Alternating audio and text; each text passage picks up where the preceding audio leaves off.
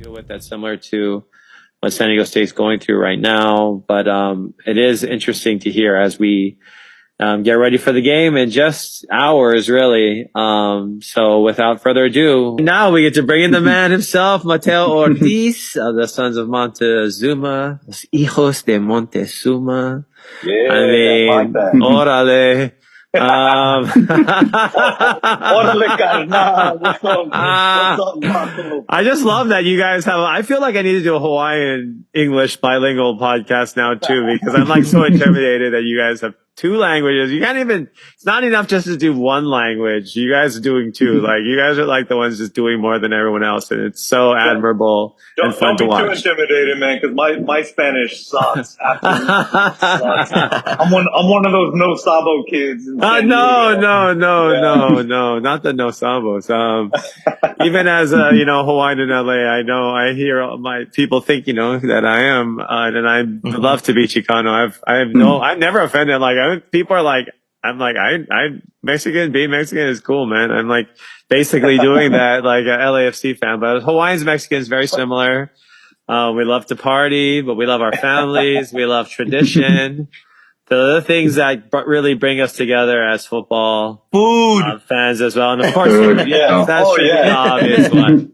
The obvious one. But like we said, all three of us, our Rainbow Wrap-Up crew will be there at Snapdragon Stadium, taking in the tailgating. We don't have tailgating at Hawaii, right? We don't even have tailgating. So, man, I feel for you guys. Especially with my background. Yeah, you throw down with some food, man. No, it's an understatement. It's just a problem with, on campus, they haven't been open since it's moved to the stadium. So we don't have that pregame atmosphere. We're looking forward to it though.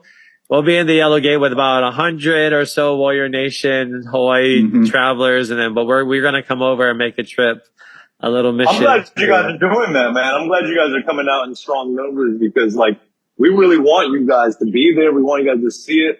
We have a lot of respect for Hawaii football and everything you guys have done out there. I know it's just a matter of you guys getting a stadium, just getting a home. And I've been really curious to see what it's like out there for you guys on campus. I hope next season we get a chance to go out there and visit you guys because I want to make that trip and see what you guys are working with on campus. And I know that's been the real stumbling block with you guys advancing and being considered for realignment and all that stuff. But those are all things we want to hear from you. Those are all three things. So, but I know we don't want to use all of your time because we can get into talking story here. It's a Hawaiian thing, right? We just talk story, sit around and contemplate what would be if we had kept a lot of our, our momentum going from those early 2000 years, those times June Jones are higher levels because that was important for us at our highest points really to make that case. But one thing we'll start with the stadium. That's something that I'm, curious about with you, how you feel about the new stadium for us. There's a lot of nostalgia. And when I think about the old Jack Murphy turn to Welcome, there's a lot of nostalgia type feelings that come from there as well. What has that transition been like for you guys, and how does it feel? Like you're so lucky as well. You got to move into your new stadium relatively quickly.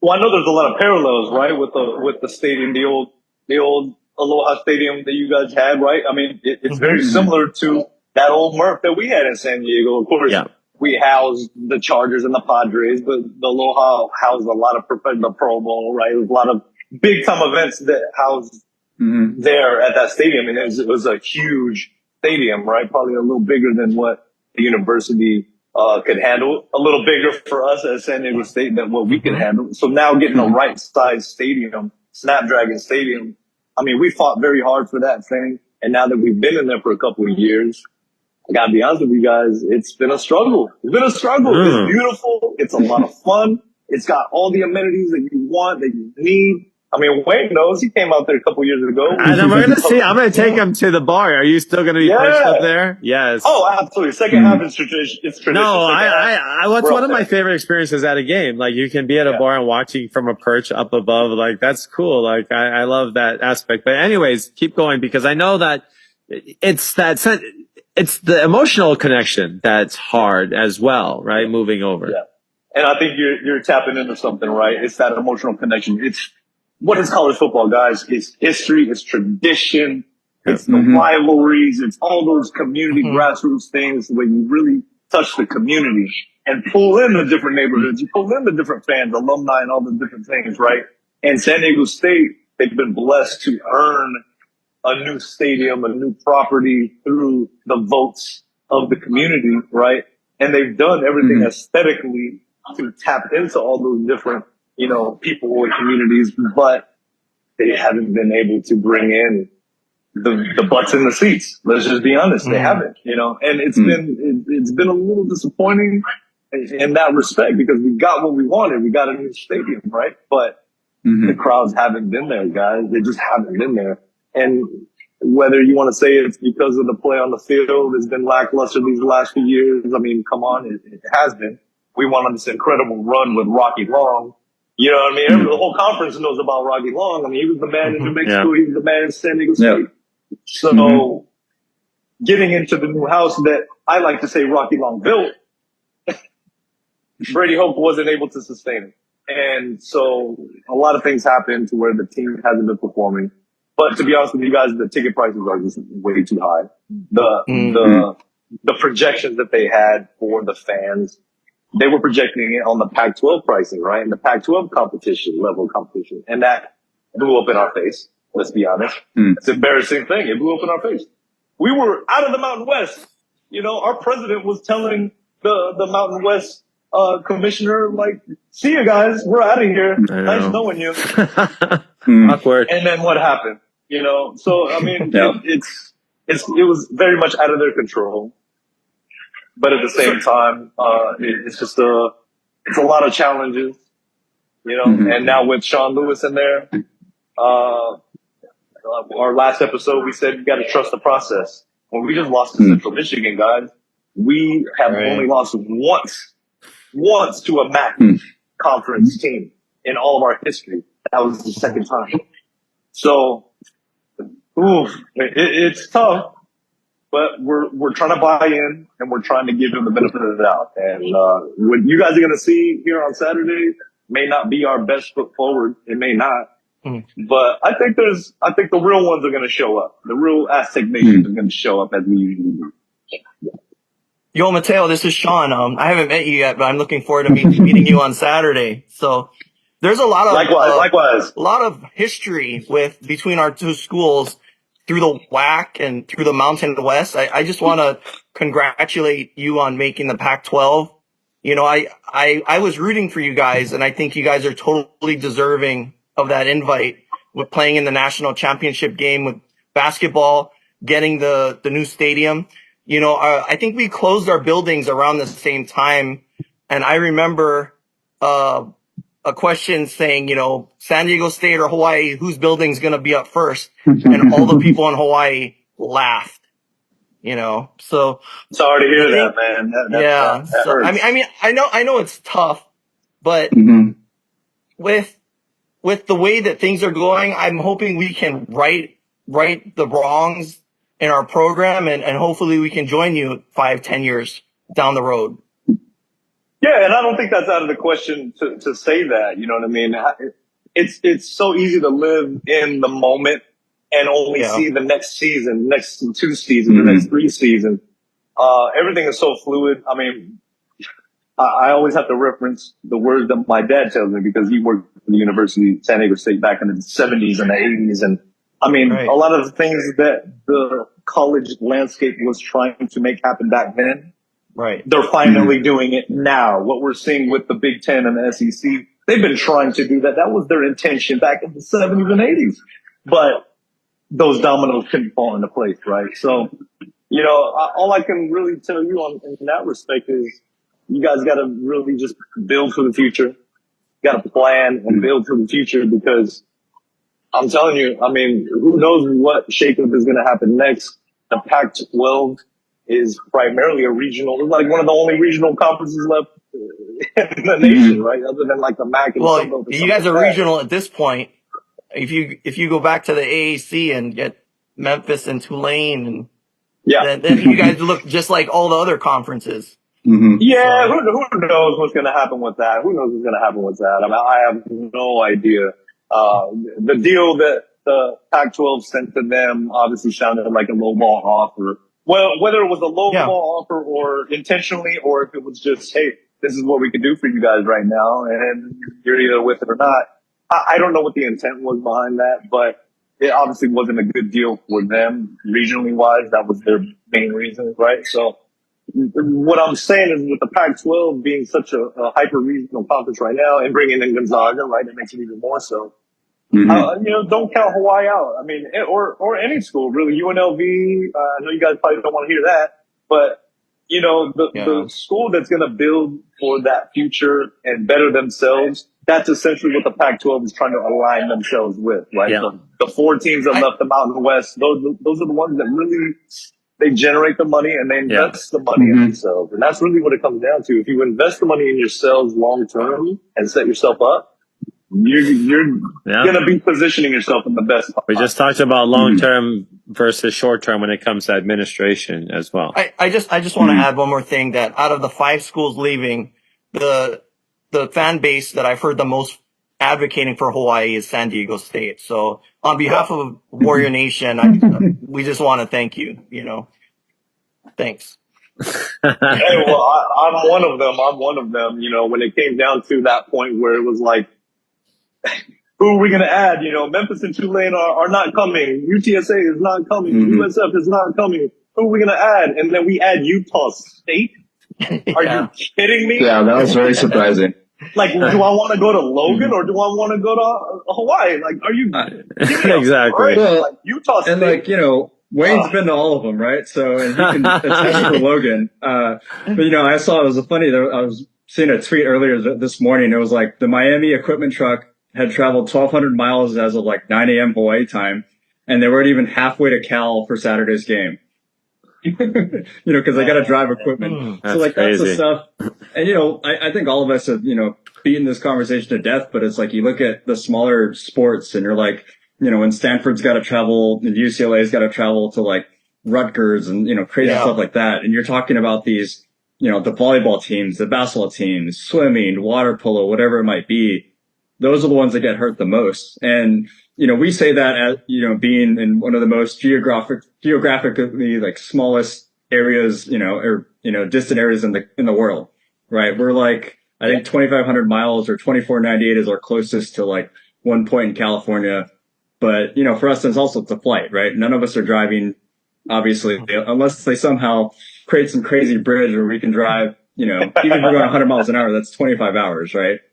So man. You guys are used to it. You guys are used to the travel. It's not even, But I don't even think we're not even in the top 10 this year. We're always number 1 for the most miles traveled. We're not even in the top 10, which is that's crazy. Right. Wow. And that included a Texas trip, too. Okay. Yeah. So I think you guys can understand, like, it's frustrating. I can't imagine how frustrating it is for you guys to see that where things are now and be like, we've been doing this for so long and now everybody else is traveling those distances, but it used to be such a big deal for us back in the days. Well, now everybody's doing it. So it really wasn't that big of a deal, right? If the money is right. Well, all I'm saying is to you guys, we'll see how long they can do it. We'll see how long they can put up with it. Who knows, 10, 15 years down. I know that sounds terrible, 10, 15 years down, right? but it really is. It's a long play. And time it's 2 recruiting classes. I mean, Wayne's going to be at like 250 games on a streak by then. Hey, not these days, man. The recruiting classes are every year now. Yeah, you're recruiting every year. Yeah, you're trying to retain your people. So no, I just listened to your podcast. I just want to check in with you. You guys okay?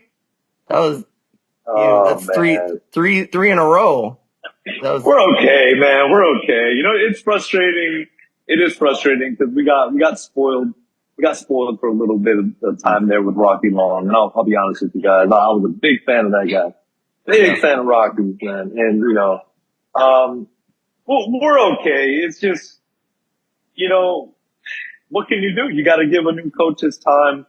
What I saw in the team, they like to raise up the moniker, be the alpha. That's their motto. That's their whole thing. And, I really like Sean Lewis, Coach Lewis. I really like him. The few times I've been able to meet with him and interview him, just really insightful guy, really passionate, very, very full of energy. I can understand why guys would want to play for him. I can understand why families would want their kids to play for him. And everything we've seen from the coaching staff, it's been just a night and day difference from what we've seen the last few years on the Brady Hoke. And God bless Brady Hoke, man. I mean, he's the one who started the turnaround with us. So it's no knock on him. It's just, it was time. When it's time for Nick Saban to retire, it's time, right? So you can't really knock these guys. So Sean Lewis, hey, we're giving them the benefit of the doubt.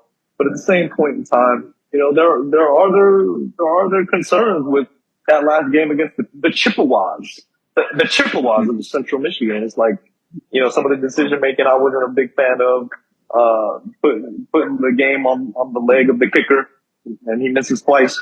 And, even going for that second kick, it wasn't guaranteed a win. I mean, we would have put it at one touchdown, they would have needed to score. But it's like, take a shot. If you're going to be the alpha, you're going to play Aztec fast, take a shot in the end zone. You got this true freshman. Let him sling it. Take a shot. We can relate. We just lost to Sam Houston a couple weeks ago. So I saw that. Yeah. No. And that was a tough one too. I was actually going to ask you real quick. I know we were talking about this earlier, but I know it's probably a little bit different. Do you feel that some of your fan base is more on the aging side? Like some of the stuff we're dealing with in Hawaii is that, you look at the three of us and we're all, born here, raised here, Hawaii was in our blood, right, as family. Yeah. But as our aunties and uncles, our grandparents, like that's how we're losing a lot more. We're not, Hawaii's not doing a lot towards the younger crowd, right? We struggle with our student section at times. As soon as, classes get going in September, they're gone, at games and stuff like that. I don't know if I would say it's so much that. I mean, your season ticket holder base is always going to be that. Because they're the ones with the money, right? Young people, they don't have that disposable income to really buy season tickets. Unless you offer some kind of like recent grad program to where you can just, you capture them in. And that's what needs to happen. I think we're on the cusp of starting something like that. Because let's face it, California's expensive, guys. Hawaii is expensive, guys. It's not cheap. Those dollars are just not there to be season ticket holders all the time. But that's a whole different conversation when it comes to the culture aspect of it, right? If you have, fans that buy in, that are passionate about the teams, whether they go to the games or not, you want them to at least be tuning in and watching or wearing the gear around town, be proud and reflect that, however way they do. But, I wouldn't necessarily say we have that problem. I think a lot of young people are excited and they want to see a winner in San Diego. Of course, a national championship in basketball doesn't hurt. I mean, we'll forever celebrate that. And that's just, it made a lot of fans of the university, overnight, right? Which, hey, it's all good. Join the bandwagon. I was making a big deal about it today. This Saturday against Hawaii is going to be the first time San Diego State, get this, San Diego, a border city, right, with Mexico right there. Well, this Saturday against you guys is going to be the first time that we ever have a Spanish language radio broadcast. Wow. For a home Whoa. football game. It is 2024, Wayne. Wow. San Diego State has been playing football since the 20s. Yeah. And there's always been Mexicans right there about, 15 minutes south of San Diego. So you're telling me it's taken this long to make that happen? Even Sons of Montezuma beat them to the bilingual audio cast. We're looking at hotels for this game and, Tijuana shows up when you search on hotels, unlike Hilton and Hyatt. I mean, right across. That wouldn't be a bad thing, though. That wouldn't be Tijuana's fun, let's be honest. So, you could drop some money on the bows, man. Drop some money at sports gamble on the bows down there. But the brand Sons of Montezuma, something is so much more than a podcast, which is also really impressive. But just talk about your relationship with the school, your dip into the NIL world and what that's been like for you guys as well. It's been an interesting one. Like I said, my father was a long time associate AD back in the 70s and 80s. So I grew up with San Diego State as part of our family identity, family culture. Like when I saw those logos, I saw my dad's face on them, and he actually kind of looked like me. So like to have that stripped away, that was kind of a weird thing. But you know, our relationship since we started this thing as like an official brand, you know, we kind of worked behind the scenes to try to drum up voter information to get that stadium, and then you know, kind of once we really went public with you know our merch and our website and the podcast and all the different things we do on YouTube, and I mean, so many different things that we've been trying to do. It's been an interesting relationship, right? And I think rightfully so. I mean, a university, no matter what if you're Yale, the Ivy League, or if you're Boise State, we're not going to talk about Boise. It doesn't matter how academic you feel you are, how prestigious you think you are a higher learning university. So I understand there may have been some reservations in what we do because we have fun. You know, we use, some taboo, logos and, you know, we don't have no filter most of the time. But I think over time, you know, people are starting to realize that what we do is for the love and the passion of not only the sports, but for the university. You know, we want to see the university, flourish and grow, and because it's done so much for me and my family, it's done a lot for our opportunity, you know, like I said. So, working NIL with football players, basketball players, it's been awesome. It's been awesome. We really get a chance to meet their families. And to me, that's the most rewarding part of anything that we've done is just developing those relationships and, you know, creating something that not only the fans enjoy, but the players, they recognize, you know, who we are. We're the real fans. We're the real ones out there. Yeah. So kind of bridge that gap. And, so with the university, you know, I see a lot of positives coming up. Well, talk about, if you can give us some nitty gritty details of some of your deals with your players, if you're able to explain in terms like financial or any kinds of transaction area, are you willing or, cause that's something I think is interesting. People don't really understand. Like, I know there's not as many rules yet. It's not as regulated, but what do you guys do if you don't mind sharing? Well, what we basically offer on the NIL side is merchandise. Okay. We were the first, really San Diego based company to create merchandise, whether it's clothing, whether it's, posters, stickers, you know, any kind of tangible product for the fan base to enjoy. In San Diego State, to be honest with you, they were a little standoffish when it came to the NIL aspect. Once that ruling was made of the NIL that it was okay for student athletes to profit off their name, image, and likeness, that very day we were in contact with the football players. And, you know, we beat everybody out to, you know, working with them. We were the first ones. So, you know, it's something we hold with great pride. It's, I'll be honest with you, you know, it's not astronomical money, right? Nobody's gonna, you know, retire off of regenerating, but it's something that's creative. It's real. And yeah, we are, you know, doing some pretty good things for the players. One thing we did last 2 years ago, our after the national championship, we had, a really good deal with Lamont Butler. And we actually signed Lamont Butler before the Natty run. So that was a huge signing for us. And it was super grassroots, right? So the fact that he had the year that he did, the ups and downs, and was able to hit that amazing shot in the Final Four, like, it just kind of really put things in perspective, I think, for people to see, like, man, you know, these guys they're doing something that's good. It's not, you know, cause I get a lot of people asking me about the deals, the money, and all this stuff, like, you're an NIL, you think it's like this and that, but it's like, no, they're definitely getting the lion's share of the revenue that we generate. I mean, whatever we are getting out of the deals on the Montezuma, I mean, we're putting it right back into whatever we're trying to accomplish. Oh, absolutely.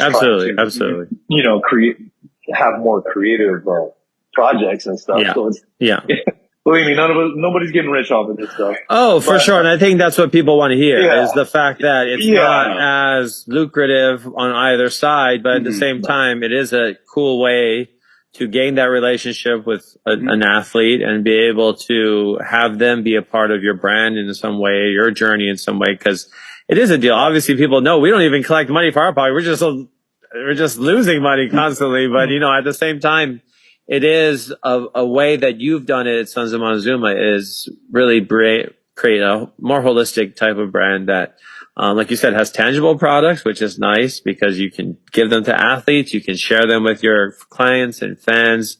But so that's something that we definitely admire about Sons of Montezuma. We're excited to meet all you guys.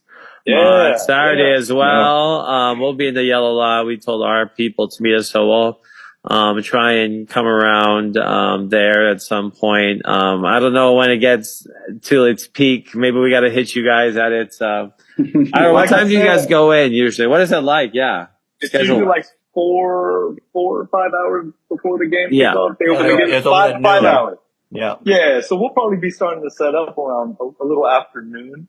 Yeah. The tricky part is, I'll be honest with you guys, I mean, this is not exactly the most primetime matchup, our teams. Yeah. So the Padres will be playing the Dodgers on Saturday. Oh, night. That's right. That's right. Will most likely be at the same time of kickoff in our game. It's at 5:30. That game's at 5:30. Yeah. I would not be surprised if there's going to be a lot of tailgating going on for a long time, and if we make it into the kickoff of that game, that is yet to be determined. They just got to show it in the game on the big screen. They just got to have it playing, honestly. I'm telling you, San Diego is overrun with Padres right now, and rightfully so. They should be. Absolutely. You have an ownership in Peter Seidler that just passed away before the season. Yeah. And what he did to this city, he really spoke to the everyday fan. He invested a lot of money. He set up something that was real and really touched the community in a real way. I've never seen an owner in San Diego do that.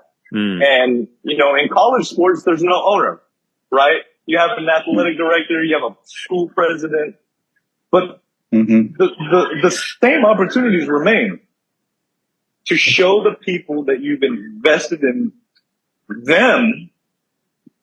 And then speak to them on a real level that matters, that counts, that brings them together. Peter Seidler did that with the Padres from day one. I would love to say that one day San Diego State will have that type of leadership to do the same thing. Obviously, they can't do it on the same level monetarily because, professional sports we're talking about.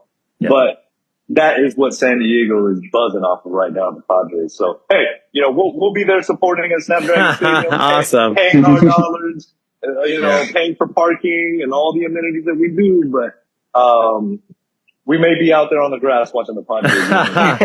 We understand that. Well, as long as you're there, so we'll come find you. We're excited to meet you. We're excited for your school and your fans to be able to be, in a new conference, but also have something to look forward to for your athletics program. And we're jealous in a lot of ways too, because we feel still stuck in like another stepchild as we are already.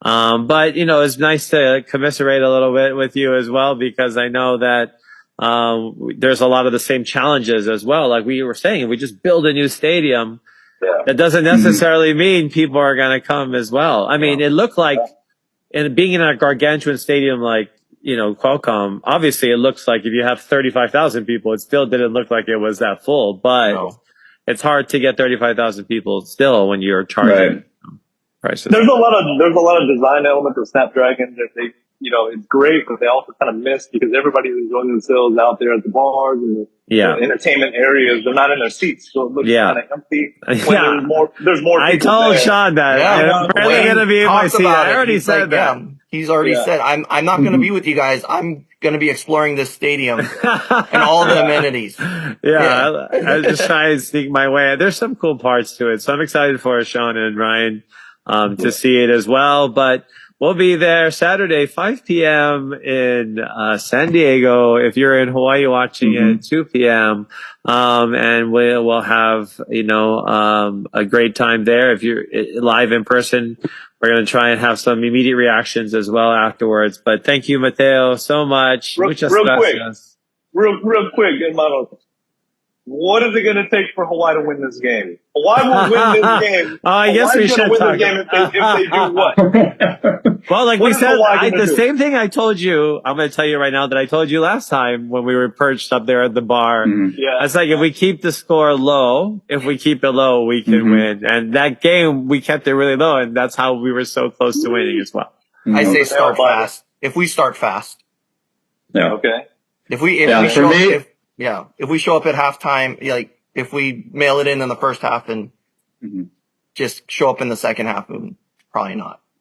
Yeah. For me, it comes down to our run game. We've struggled horribly this year with it. And, you know, if you can establish that a little bit of time of possession, that opens up our throwing. And, you know, when our punter is the leading rusher in one of our games, that's a problem. But we need to hear how San Diego State's going to win this game if they do it as well. Ooh, no penalties. We can't have any penalties. Good Lord. We were leading the nation in penalties, guys, until last week. We only had 4. So there is improvement. Danny O'Neal, the quarterback, he looks good. We scored 21 points in one half, but then we were goose-egged in the second half. So I really don't know. I don't have a pulse on this team, man. I really have talent all over the place. We're probably not far behind you in penalties. That hurts, man. You can't do anything. Like, not having penalties, okay, that just puts you at an even playing ground. Like, that doesn't even help you. It just puts you at an opportunity where you can execute. Now you gotta execute. So, I have no beat on this team yet. I'm hoping they improve after the bye week, which they did last week. But, I think it's gonna be a close one, man. Anytime we play you guys, it's a close one. Yeah. It don't matter. It doesn't matter. Yeah. So, yeah, I think it'll come down just like 2 years ago, man. It's gonna come down to like the last second, you know, score or stop. And one of us is going to be feeling, you know, a little positive, and the other one's going to be feeling like, oh, we stink. Well, the last game that we played in Qualcomm, I'm just going to say that was my favorite ever game of Hawaii versus San Diego State. Overtime victory. That was to close out our ever playing there in that legendary stadium. Hey, man, I'm glad we got that one. Roland Fitz was on my short list to bring us in as a head coach. He would be awesome, honestly. We still love him and support him, and I hope he despite his other extracurriculars, he's such a great coach and somebody that has proven results too, you know. Yeah. But thank you, Matteo. I don't know if Sean or Ryan's have anything to stick in real quick, because I know they really appreciate having you here. We talk about you a lot on this show and how we love, any reference to San Diego State is always a reference to Sons of Montezuma as well, always. But congrats to the Padres. Hopefully, they can keep it going. Whatever. You guys got such a great team. It's going to be amazing to see, of course, Ohtani match up against you, Darvish, and everything coming up soon. Gotta beat Ohtani, man. Gotta beat that guy. This is the show for the show, so we're Ohtani fans, super fans here. He's amazing. He is. That's going to be exciting. And if people come with us this week, even on our trip to San Diego, which they'll be flying in very soon to LA. We're going to be LA based, but some are going to the Dodgers game. That's why we're LA based. So, that's going to be amazing for the Dodgers Padres. And that's something you can see. Dodgers Padres, if they advance to the NLCS, whoever advances, we're actually going to have a Hawaii Sports Fans package. So we won't say it'll be Dodgers. We're looking at game 7 or 6 or 7. If the Dodgers play, it'd probably be the Phillies, or who knows? I mean, the Brewers, are locked up right now, with who was the other team that am I missing? Oh, Mets. And, if the Mets win, right, and the Padres win, the Padres will host the NLCS. So that would be kind of crazy as well. But Hawaii sports fans, will always be, on the pulse of the playoffs. So come check us out at hisportsfans.com. I'm making Matteo stick around for my little commercial because talk about the Padres, which is fine. Cause we're excited about the end of the baseball. He's going to be on your tour, right? He's just going to hop in with you. Let's go. But, thanks, Matteo. We'll see you on Saturday. Take care. All right, Aloha. I mean, that was fun. How was that, guy?